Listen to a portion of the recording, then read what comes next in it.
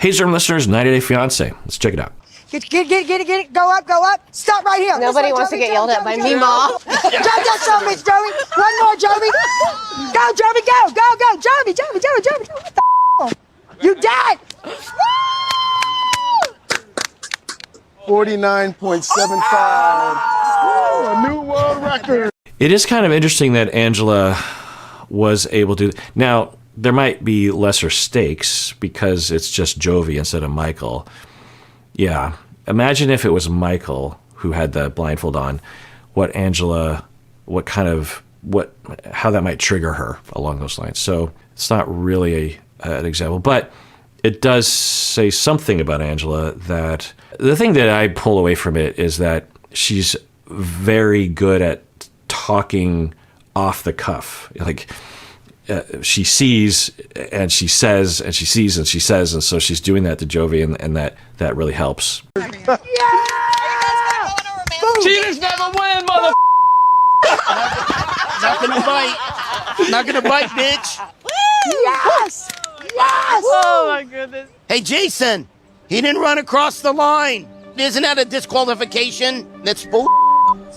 Again, could be shenanigans. I want to believe it's shenanigans, honestly, and that Ed is just manufacturing this for the show's sake, or he was told to do this. But if it's not, at the very least, yikes. But at worst, yeah, this is an indication of something's wrong. Something's going on with his personality. He's triggered. Could have traumas about PE as well. I don't know. Like I said, a lot of us do. But you could regress to you could see a fourth grader saying something like this, maybe. Not to denigrate fourth graders, but you could be regressing. Yeah, I don't know. Do you think it's shenanigans? It just kind of smells shenanigansy. Let it go. I'm not gonna let it go. Let it go. You call me a cheater, bitch. What the God, yo. Ed turned around and called me a bitch. Very annoying and immature. I ain't come here for problems, but if Ed keep disrespecting me, he's gonna be a problem. It is kind of telling that Liz doesn't seem to be in on the shenanigans, so maybe it is real. Yeah, I guess we've never seen Ed in a context like this, so we wouldn't know. But I don't know. I feel like I've seen enough of him to know that he wouldn't be this far out there. So I don't know. But we have a surprise. The obstacle course, it wasn't about the time. It was about communication. Oh. That's what Which couples communicated the best? And the best communicators in this exercise was Jovi and Angela. Well, that's not really fair because they don't really know each other. So I think, what are they going to say about Ed? I guess that is the question. That's not good for the couples because that means no couples are actually. I mean, I guess you could also conclude that Ed just, even if he was blindfolded effectively, he wasn't listening to Liz. Liz eventually just stopped talking because she's like, he's not even listening to me. So that could say something also about their relationship. It makes sense though, right? Me and Angela are the only ones who aren't a couple and we're able to communicate better. No. Yes, exactly. I don't know. I don't think I've ever agreed with Jovi more. So the positive is when you've given him the opportunity, he was communicating, he was leading, he was doing all the things that you wanted him to do in your relationship. Good job, guys. So on one hand, I'm guessing that she is thinking, well, yeah, in a silly game, sure, he took control, but that doesn't fix the problem. On the other hand, with Virginia Satir, someone that I admire greatly, another family therapist and someone that has some controversial behaviors in therapy. It was the 70s. It was a different time.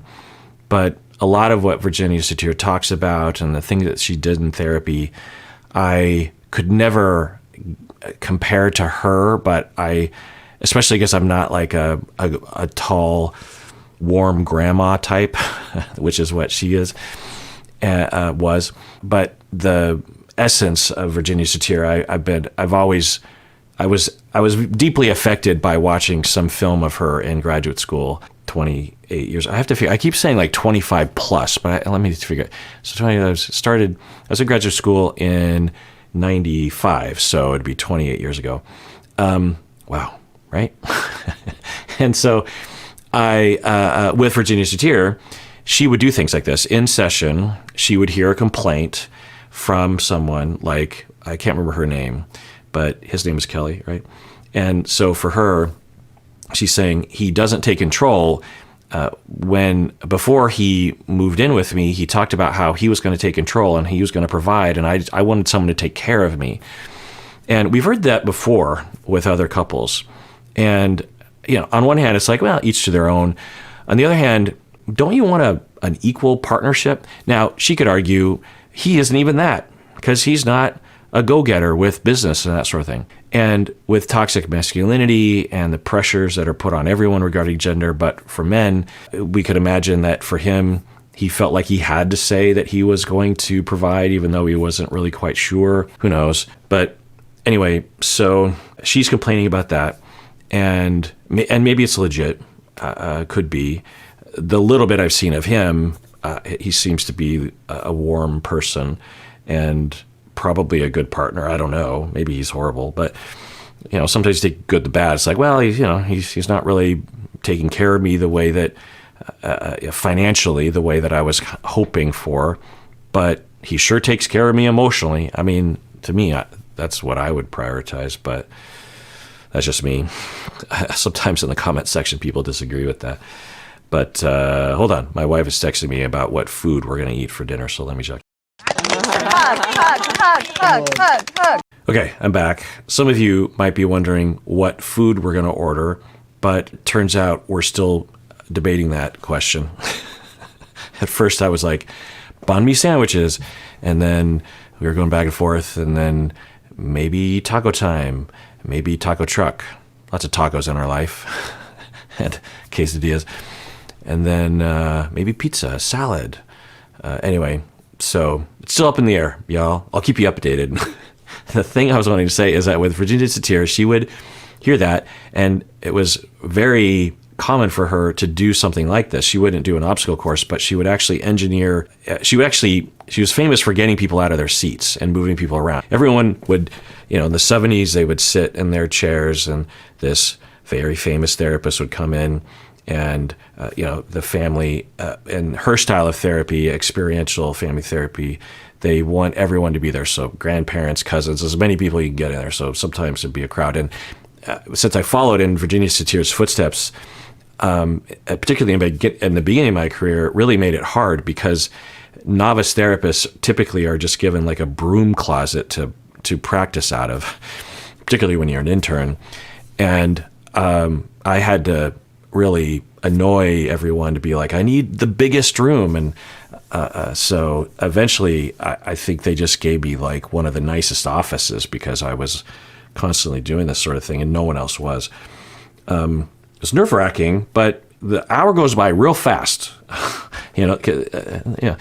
Some therapy sessions, if you're a therapist, you understand, it's not the most engaging hour. Some clients, and I'm not talking about like individual adults. What I'm talking about often are like teens who don't want to be in therapy, that kind of thing.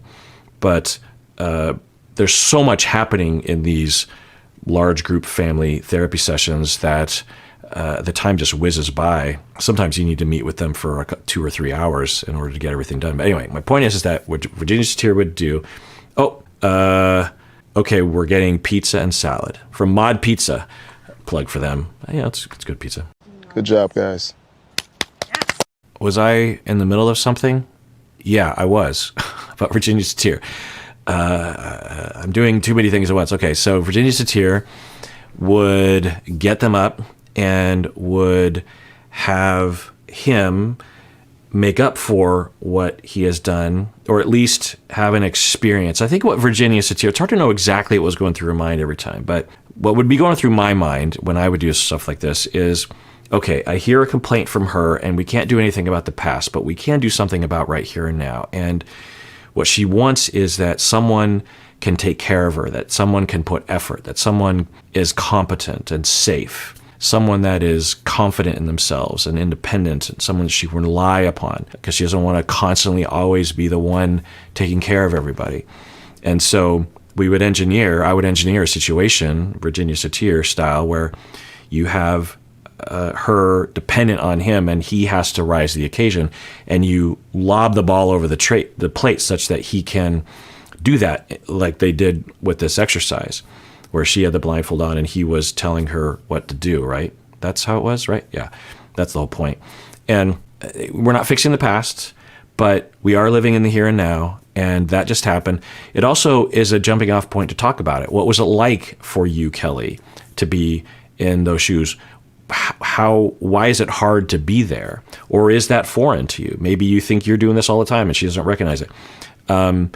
We might observe that for her, she has a hard time relinquishing control, and that's another part of it. It's a lot of different things. Or, hey, how did that feel? You say to her, you really sit her down, and maybe you intensify it, and Virginia Satir would do that as well. It's not just an obstacle course, but you really lean into it for like a good 10 minutes, 20 minutes, and all the family is observing, and I'm right there next to them, and then as it's happening, I might say to her, how does this feel that, or I might say, do you feel you can trust him? Yeah.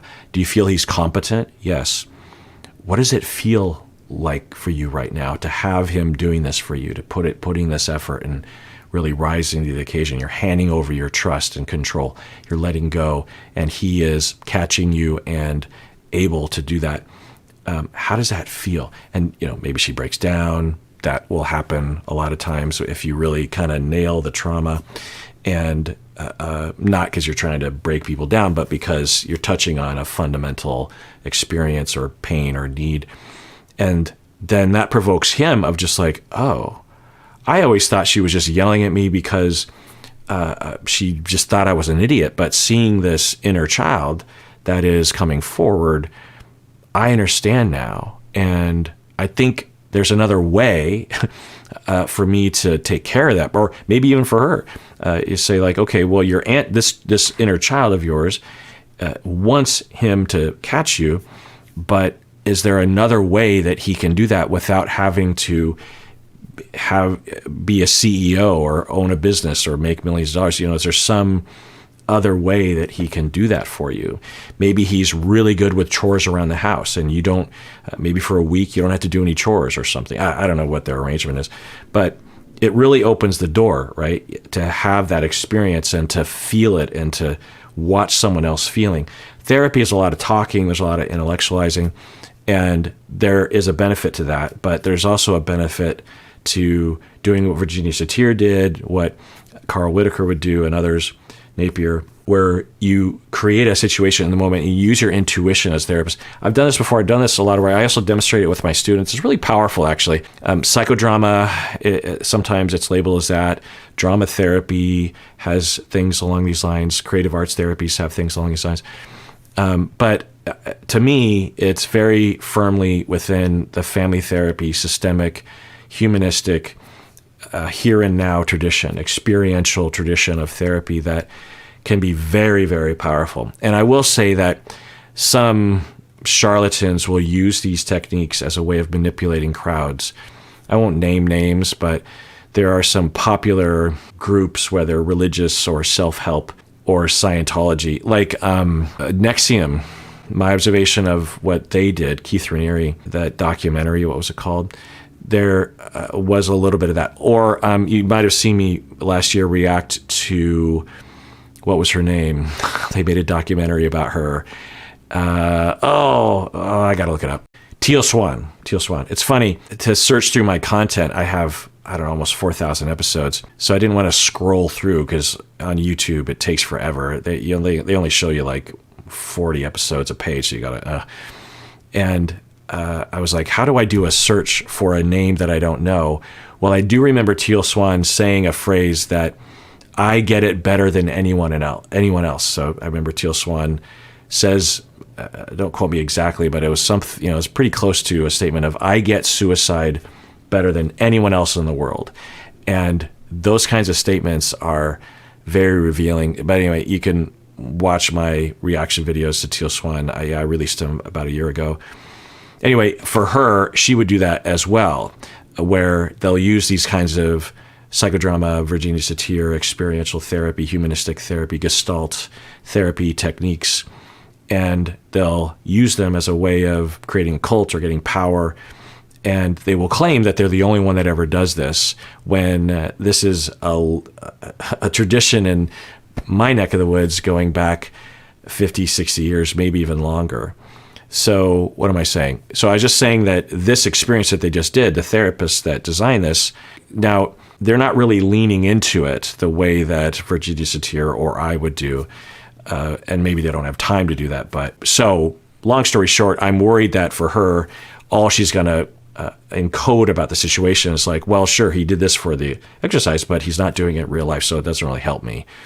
Whereas if you really lean into it, then you can get to those deeper issues, is my point. And for anyone curious, I got the Jasper pizza, which is a chicken sausage pizza. And I got the Greek salad because, I don't know, I just love Greek salads. I think it's a local thing, Seattle thing. Yes, it is. It is a Seattle thing. And yeah, it's been one of my more frequented pizza places in Seattle.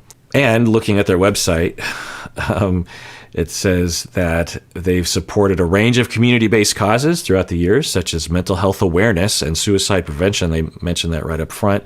Childhood hunger, LGBTQ plus inclusivity, support for individuals with intellectual and developmental disabilities, and justice-involved individuals. So I didn't even know that. But I would expect nothing less from a Seattle-based company. Hug. Come on. Yeah, you see her face when she was hugging. She's like, okay. It could feel to her that the therapists are trying to tell her that she should give up her complaint just because of this exercise. I wonder if she's feeling that right now. That process. I didn't feel like there's any communication. Honestly, when you said what it was about, I didn't really get it until I sat down and I saw that I don't trust Liz. And I wasn't listening. I had a focus, I had a goal, and I was going to do whatever I could, to win. Okay, well, maybe this will help him. Maybe. Let's see where this goes. He's revealing, but I don't know if he's saying, and I'm right. I don't think he is. I think he is admitting that he doesn't listen to her. And that's why I cheated. Okay. I don't know why it feels less tension-y if he just admits that he was cheating. Now, was it shenanigans? And he is now admitting to it? He's not admitting shenanigans, but he's admitting they cheated?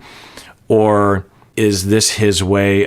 Did he think about it later after he differentiated and thought it and calmed down and said, okay, how do I get out of this? I should just sort of act like it's no big deal and that I was joking. People will do that. It's just a joke. I was just joking. It's like, it didn't feel like a joke at the time. I mean, it didn't, because if it's not shenanigans, then if he truly was just kind of being silly, as soon as he's confronted about it, he'd be like, you're right. Or really, as soon as you take the blindfold off, you'd be like, yeah, I could see. Sorry, I just wanted to win. But this is a while after, and people were confronting him, and he was pushing back in the edit. We don't really know what really happened, but I don't know. What do you think? What do you think's up with Ed? I'm curious. What a shocker. We all knew that. It is what it is. Ed is going to be Ed. We're all here trying to work things out, and I don't think he's taking anything serious. I'm happy that he was honest, and now it's changing my attitude and body language and all that. I feel better already. Yeah, that's good. It also is emblematic of their relationship. It's a microcosm of him committing a transgression and holding to it for a while. He starts the problem. He creates the problem. He sticks to the problem. When he's asked nicely or presented with an opportunity to make up kind of for the transgression, he digs his heels in and blames other people. And then eventually he, in his charming way, you could say it's not charming, but I think to many people it is, and I think to Liz it is, he will do what he does and admit to it the way he did right here, or act like he's remorseful, or actually be remorseful. I don't know. And then Liz will, I think in a healthy way go, oh, okay, I feel better now.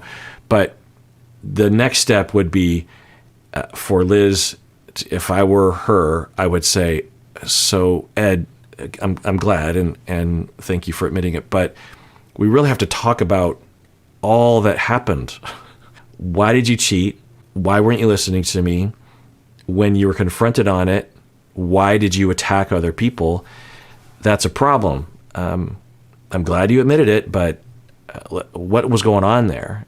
And I think due to Liz's traumatic history, she doesn't know that that's okay to do. She doesn't know that she deserves that. She is just astonished that someone isn't as bad as the people in her life before. So she's just like, I should take what I can get. I don't know.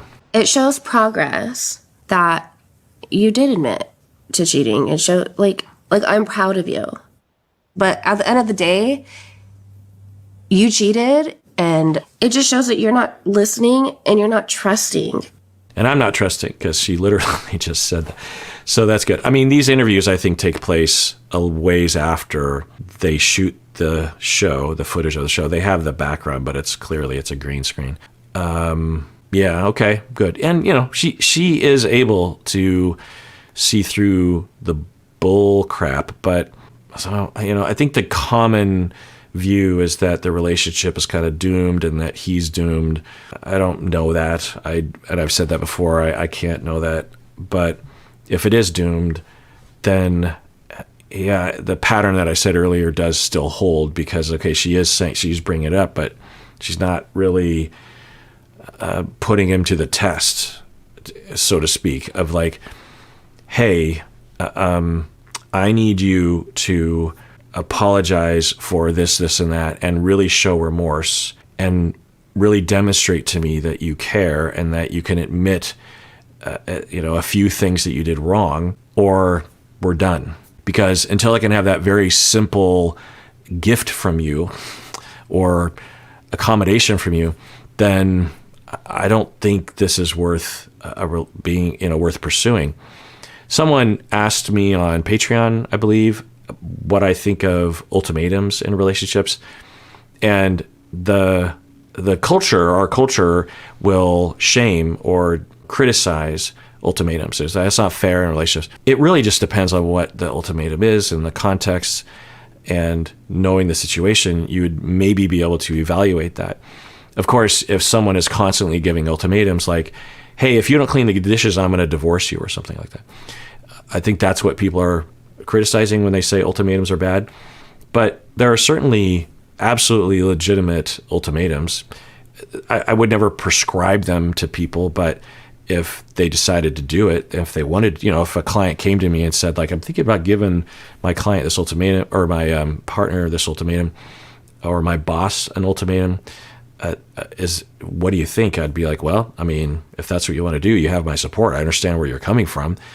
So that's my answer to that. It just depends. And I just sort of said that, right? That now, testing your partner is a trust violation, because you're not giving them a chance. You're forcing them or controlling them or sneakily trying to see what they're going to do.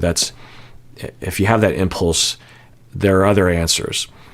But you can at times, and I've witnessed couples at this critical juncture or critical crossroads where they just want to be explicit and just say, hey, unless this happens from you soon, then, and this is after talking with the partner over and over and over again, doing everything that they can to try to explain or to signal or to invite your partner to do X, Y, or Z.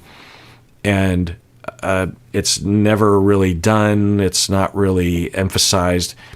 And then at the end of the road, you're just like, look, this is what it comes down to. Either you do this or, I'm almost done anyway because of what's been happening. But if you can do this, then I'll turn around and re-engage with you. So, you got to do this one thing. I think the way I described it, that would be potentially reasonable depending on the situation. So, yeah.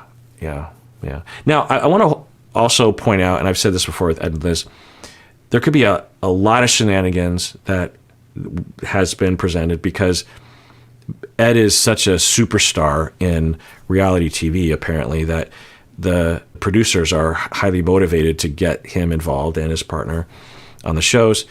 And if they don't have actual drama or actual things that are going wrong in the relationship or fights, then either Ed sort of knows intuitively or they literally just tell him, and they will manufacture things. So the kinds of things that we see over time, it's hard to know. The fight at Liz's, as I said before, the fight at Liz's engagement party did seem legit.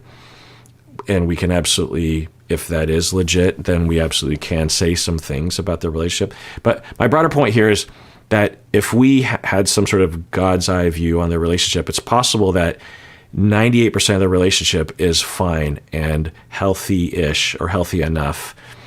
And they have moments of difficulty, and Ed does make up for it off camera in his way. And we could, with that God's eye view, actually say, okay, you know what? Maybe I don't feel icky about this relationship. That's possible. It's also absolutely possible that all the criticisms are even worse behind the scenes. There's evidence that could be true, given that phone call that we heard. So why am I saying all that? I'm saying all that because I don't know. Occasionally I just want to kind of lay that foundation so y'all know where I'm coming from. I could be wrong, but that's where I'm coming from. Meaning that I think the reason why I was provoked to say that is because I was on the brink of saying, or I was in the zone of like, Liz needs to hold him accountable or else, and that's ridiculous. So yeah, if I were their therapist, I would want to explore with her connection with herself, her connection with her needs, not to push her to confront him, but just to make sure that is robust. And I'm guessing it's not as robust as it could be or will be in the future if she continues to recover, hopefully. And I don't even know if she is. She appears to have recovered to some extent by the way she talks. But so I'd really want that so that when things happen to her, she's able to know how it's affecting her such that she can react in some way. Because there's a chance that underneath all of the disconnection, there's a disconnection for her between her and her body and her emotions, her needs. And underneath all that is just a lot of anger and pain. And she only receives consciously like a little bit of it. It's possible. And then with him, I'd really want to talk with him about his insecurities and how he copes with it, and the self-assuredness of his defensive structure, because I would want to make him feel safe to be vulnerable and safe to be flawed, really, because I don't know if he feels that way. Okay, well, that does it for that episode of Psychology in Seattle. Everyone, please take care of yourself because you deserve it. You really, really do.